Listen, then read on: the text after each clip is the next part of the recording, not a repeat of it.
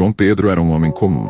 Aos 35 anos, sua vida era previsível, com uma rotina simples. Ele trabalhava como professor de história em uma escola pública e vivia com sua mãe, Dona Ana, que sempre foi sua fortaleza.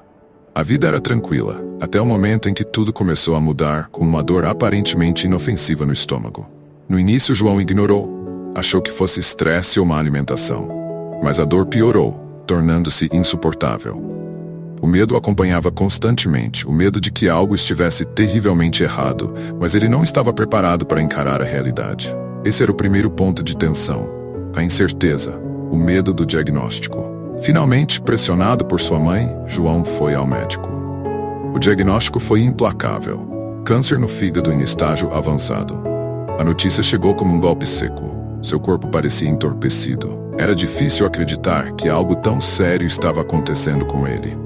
A palavra câncer ecoava em sua mente e um desespero silencioso tomou conta. Ao lembrar-se das palavras que sua mãe sempre repetia da Bíblia: "No mundo tereis aflições, mas tende bom ânimo, eu venci o mundo", João se perguntou: como alguém poderia ter bom ânimo diante de tal sentença?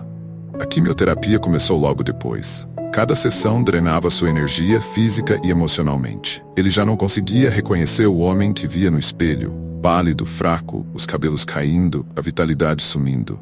O segundo ponto de tensão se instalava: a batalha interna com a própria imagem e autoestima, a sensação de perda da própria identidade. Então o inesperado aconteceu. Um telefonema. Era do hospital. Sua mãe, Dona Ana, teve um derrame fulminante e não resistiu. O chão desapareceu sob seus pés. Ela, sua fortaleza, sua única âncora emocional, se foi.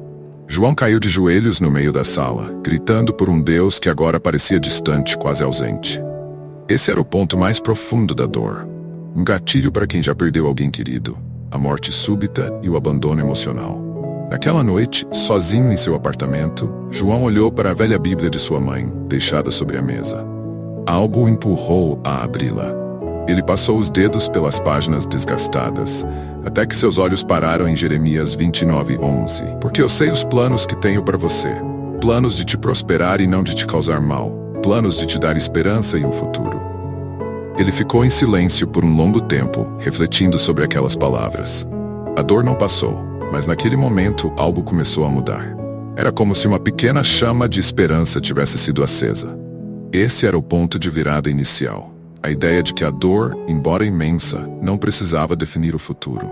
No hospital, João conheceu Marta, uma enfermeira de meia-idade. Sempre discreta, ela cuidava dele com uma paciência e gentileza que o fizeram se sentir por um momento menos sozinho. Um dia, após uma sessão exaustiva de quimioterapia, ela se sentou ao seu lado e compartilhou sua própria história de perda. Havia perdido seu único filho num acidente de carro.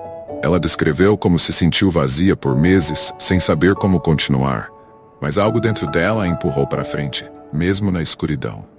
Ela citou Isaías 40:31. Mas os que esperam no Senhor renovarão as suas forças, voarão alto como águias, correrão e não ficarão exaustos, andarão e não se cansarão. Suas palavras encontraram eco no coração de João. Ele não sabia se acreditava plenamente naquele momento, mas algo nele começou a mudar. Esse era outro ponto de conexão emocional com o público: a empatia. Todos carregam suas dores, e Marta, mesmo na sua dor, estava ajudando outros a seguir em frente. Com o tempo, João decidiu lutar, não por si mesmo, mas por sua mãe, por Marta e por todas as pessoas que de alguma forma acreditavam nele. Ele voltou com determinação ao tratamento, se dedicando a cada sessão, ainda que fosse um sacrifício diário. A dor física era intensa, mas agora ele tinha um propósito: superar, mesmo que fosse difícil. Alguns meses depois, o médico lhe deu a notícia que ele tanto esperava, mas temia ouvir: o câncer estava em remissão. João não conseguia acreditar. Era como se o peso do mundo tivesse sido retirado de seus ombros. Aqui, a reviravolta final acontece, mas de forma sutil. O alívio não veio apenas da cura física, mas de sua nova visão de vida. João sabia que sua jornada não tinha acabado. Ele carregaria as cicatrizes da batalha para sempre, tanto no corpo quanto na alma. Mas ao invés de se esconder nelas, ele decidiu usá-las como combustível. Com o apoio de Marta, ele começou a organizar grupos de apoio no hospital para pacientes com câncer e pessoas que lidavam com luto. Compartilhar sua história, antes tão dolorosa, agora parecia um ato de cura. não apenas para ele, mas para aqueles ao seu redor. Este é o ponto onde o público se sente inspirado, o momento em que a dor se transforma em algo construtivo e inspirador. Certa noite, durante uma reunião do grupo de apoio, João leu uma passagem que se tornou sua favorita. Pois as nossas aflições momentâneas estão produzindo para nós uma glória eterna que pesa mais que todas elas. Ele olhou para os rostos das pessoas à sua volta e sentiu uma profunda conexão.